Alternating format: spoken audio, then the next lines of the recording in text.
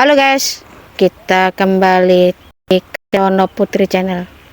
Kali ini saya akan membahas makam Ageng Corek atau Kiai Abdul Azim yang berlokasi Desa Dot, Kecamatan Bandar Kedungmulyo, Kabupaten Jombang. Ayo.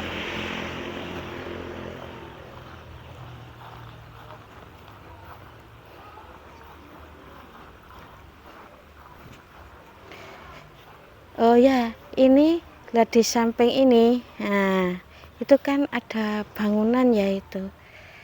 Memangnya dulu itu iya pondok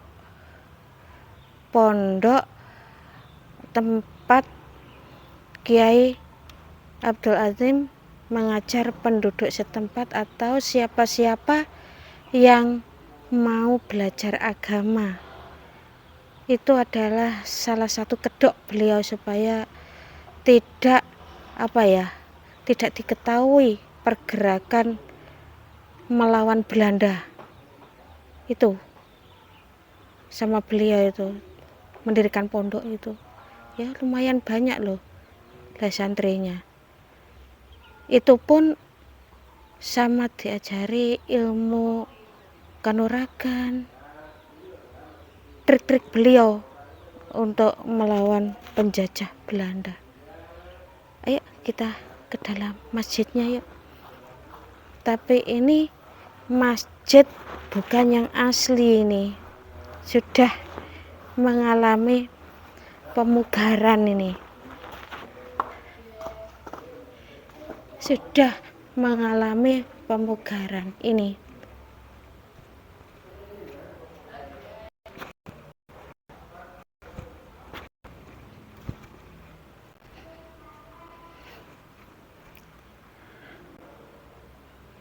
Nah, nih gelap, Mas. Enggak. Nah, ini insya Allah orangnya ini ya mengalami pemugaran dikit, tapi yang jelas ini masih asli ini. Peninggalan beliau ada 4 pilar ini. Sama menara itu yang asli. Di sini juga dulu tempat beliau mengajar dalam ilmu agama kepada santri-santrinya itu, sekaligus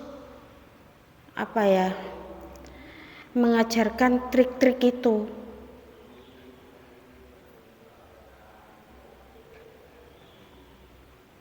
Mas ini di setting nih.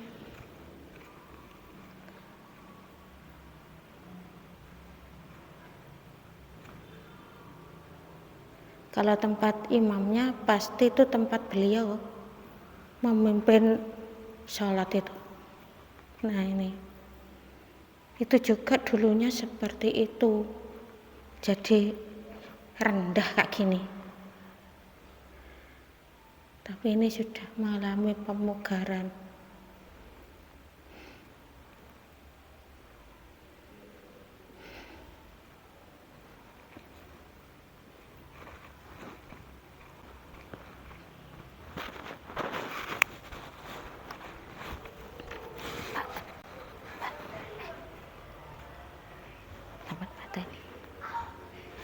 Nah ini juga ada peziarah ini yang istirahat itu. Nah tahu ya,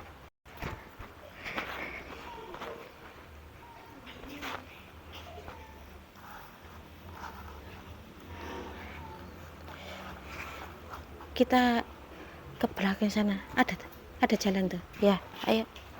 Nah ini di samping ini juga ada makam ya. Ini makam siapa ini saya juga nggak tahu ini. Ayo kita lihat.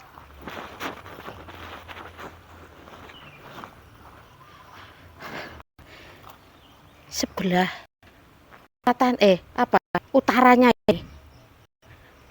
Utara dari masjid itu masnya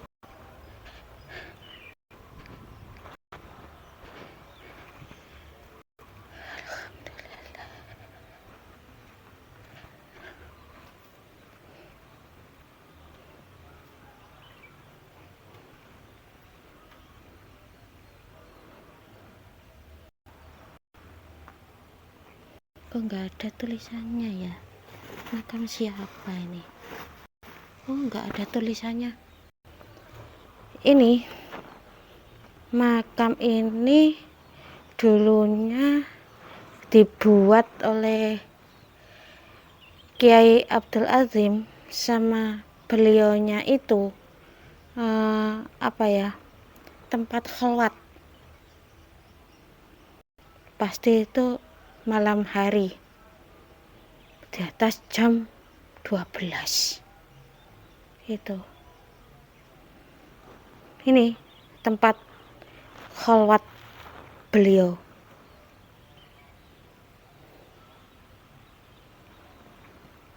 Ini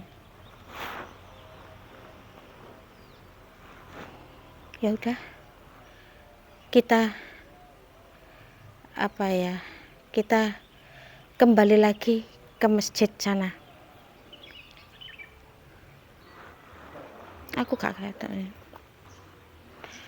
dalam ini.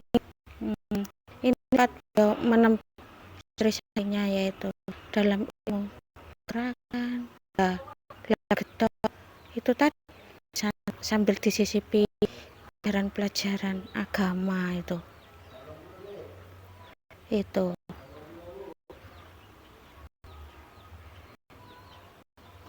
ya lumayan banyak loh ini. Misalnya dari daerah masuk daerah Kediri itu, dari daerah Kediri itu.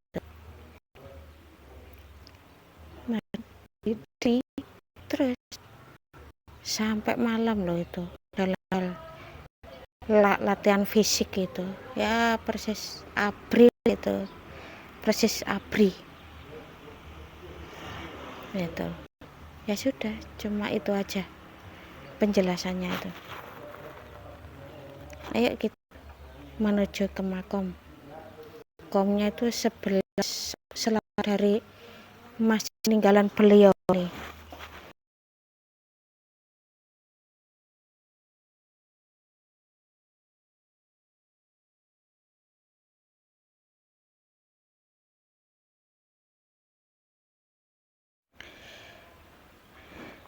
Nah, ini teman-teman, makam dari Kiai Abdul Azim atau Ki Ageng Korek.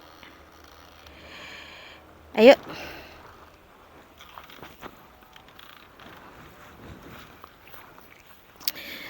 Ki Ageng Korek dinamakan seperti itu karena beliau ini adalah seorang telik sandi dari Mataram sana, intinya memerangi atau melawan dari penjajah Belanda.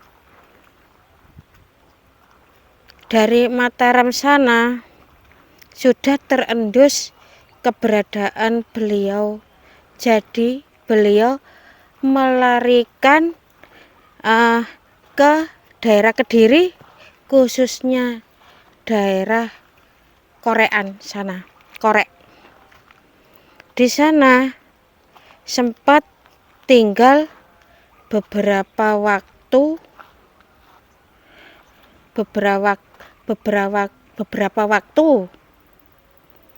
Sebelum saya melanjutkan, area dari makam Ki Ageng Korek itu berada di Desa Mbrodot, Kecamatan Bandar Kedulmulyo, Kabupaten Jombang. Di sini merupakan area persawahan dan campur dengan pemakaman umum. Ini itu sawah loh, itu di samping-sampingnya itu.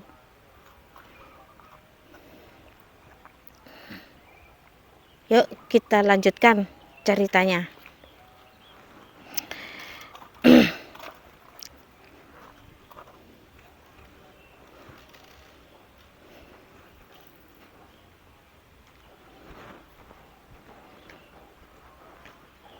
dari daerah Korek sana itu sempat bermukim beberapa waktu loh itu. Pengikutnya juga banyak. Spesialisnya beliau itu pandai untuk mengumpulkan orang-orang. Ya diiming-imingi aja dengan kedikjayaan. Kalau mereka sudah nyaman sama beliau, disisipi itu ilmu agama. Jadi pandai merangkul. Meskipun dalam belajar agama adalah orang-orang yang kalau bahasa Jombanganku ute-ute, bukan nama makanan loh itu. Intinya bertelanjang dada itu pun diterima. Terus dikasih tahu perlahan-lahan oleh beliau kalau berpenampilan seperti itu tidak boleh.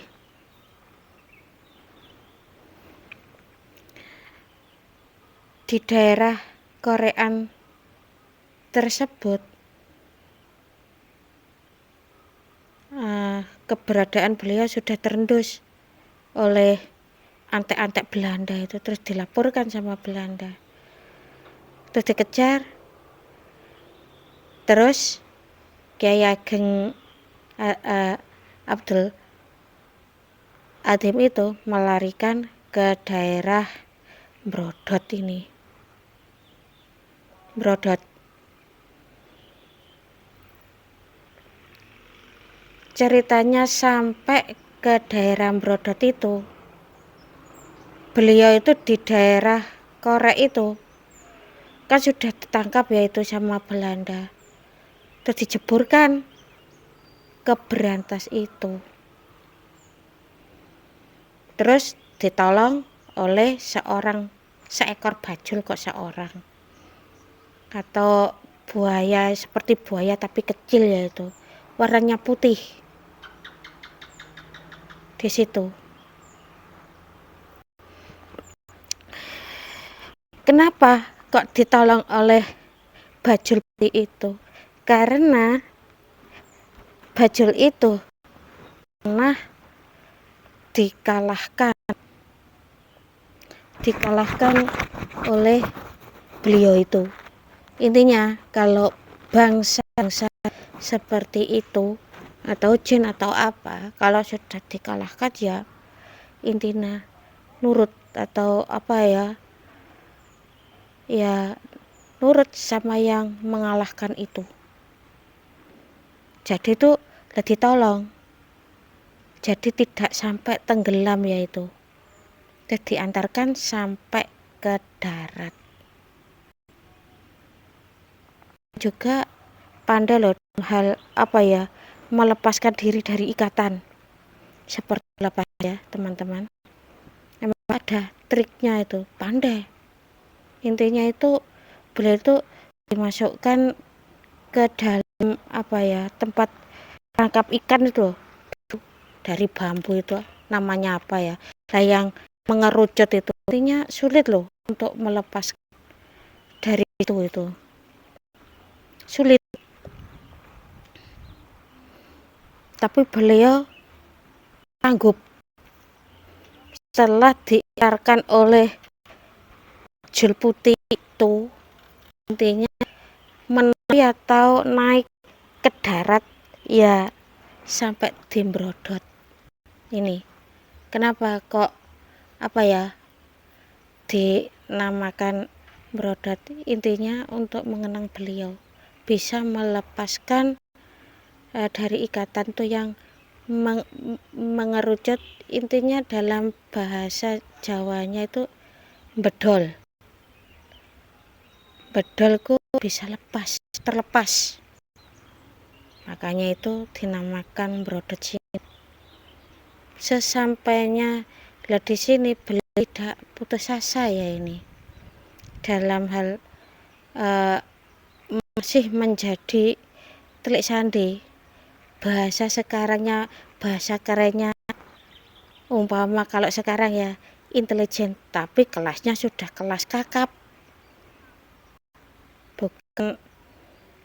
bukan apa ya, abal-abal atau kelas teri, itu kelasnya udah kakap. Intinya pangkat derajatnya dulu, meskipun jabatannya sebagai telik sandi itu koordinator, kepala grup, anak buahnya juga apa ya, banyak anak buahnya itu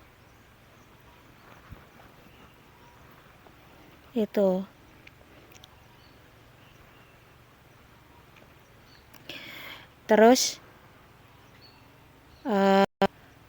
beliau juga pewandai, otaknya juga encer,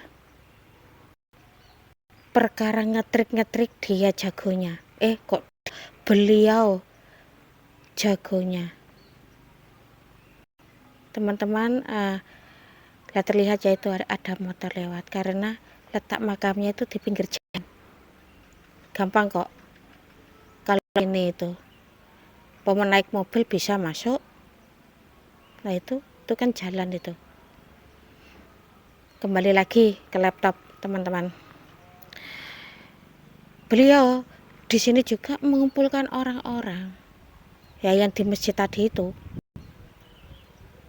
untuk menggembleng mereka dalam hal fisik atau dalam hal ngetrik itu. Beliau juga kalau malam ya mungkin lah tidurnya malam hari lah, mungkin itu. Pokoknya ya tempat beliau itu ibadahnya juga jos itu. Nah, beliau ini juga seorang wali. Tingkat kewaliannya setara atau sama dengan Syekh Soleh yang Adim Butuh Pandan Wangi, yang video yang saya upload dulu. Coba teman-teman lihat itu, dalam hal tingkat kewaliannya sama dengan itu. Intinya tingkat kewaliannya itu paling rendah ya. Meskipun serendah-rendahnya tingkat kewalian kan mereka sudah menjadi kekasih Allah daripada kita-kita ini.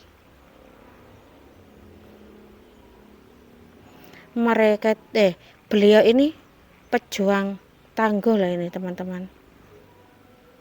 Beliau juga licin seperti belut, jadi sulit ya kalau menangkap beliau, sulit ini. Beliau berada di sini kira-kira usia kepala 3 itu, teman-teman. Kepala 32-an mungkin itu. Beliau juga mempunyai istri, ya tinggal di sini ini. Punya istri dan punya anak itu.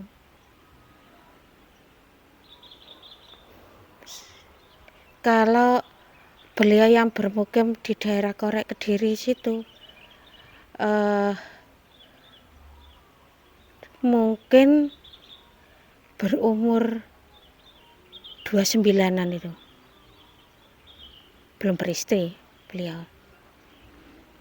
Pokoknya apa ya, beliau itu dalam hal apa ya, mencari info-info handal dah itu. Pintar sekali di cara begini itu. Pak Wande itu.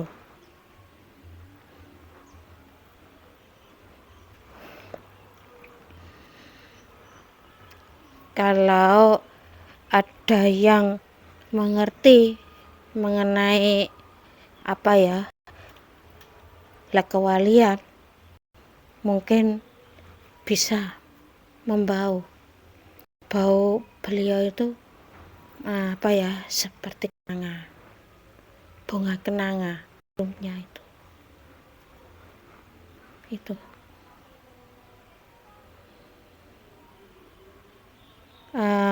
beliau berada di daerah Brodot ini kira-kira pada tahun 1810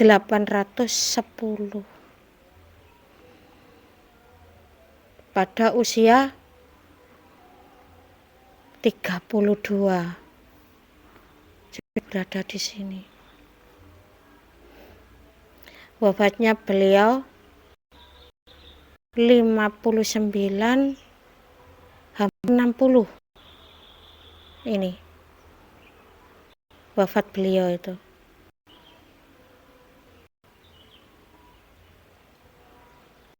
Terus dimakamkan di sini. Tapi perjuangan beliau tetap diteruskan oleh anak-anak buah yang sudah dikaderisasi itu. Tapi kemampuannya tidak seperti Kiai Abdul Azim ya, dalam hal kepintarannya. Pokoknya pandai sekali. Laki Ageng ini.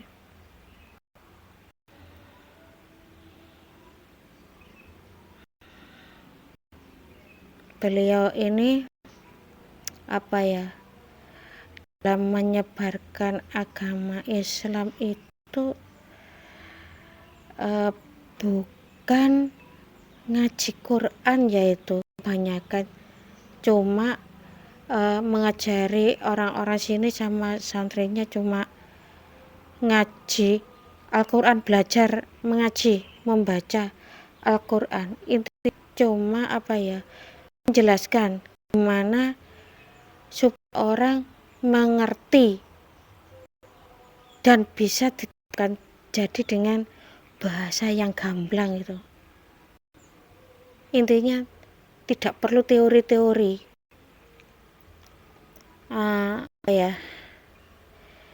teori dikit tapi diterapkan.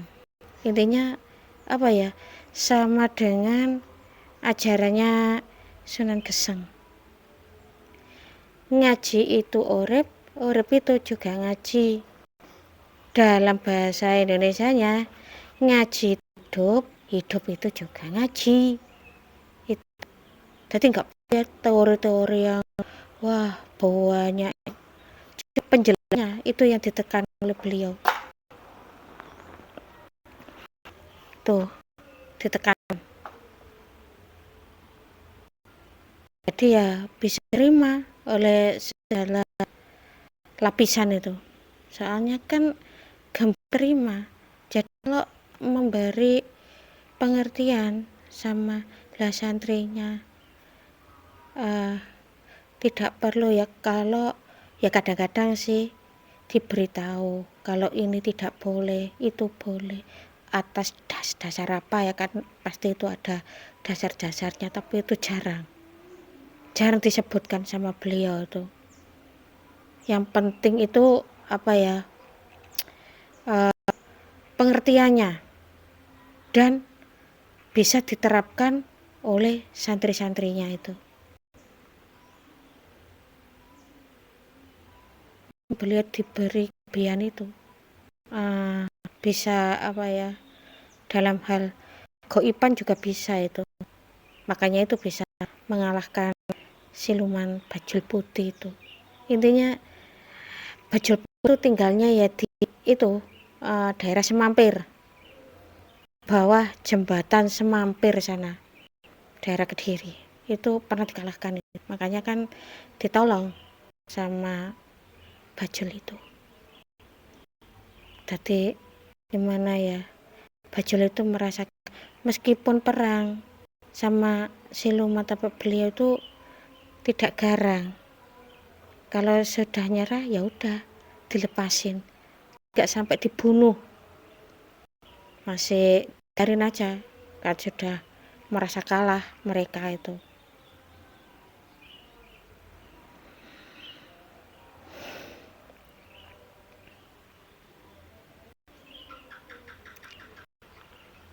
Ya Bang Syekhnya sama penduduk sini ya, saya rasa itu aja, menggembleng mereka dan memberi pengertian ilmu agama itu aja. Yang lainnya saya rasa tidak ada. Saya cukup berikan penjelasan dari saya.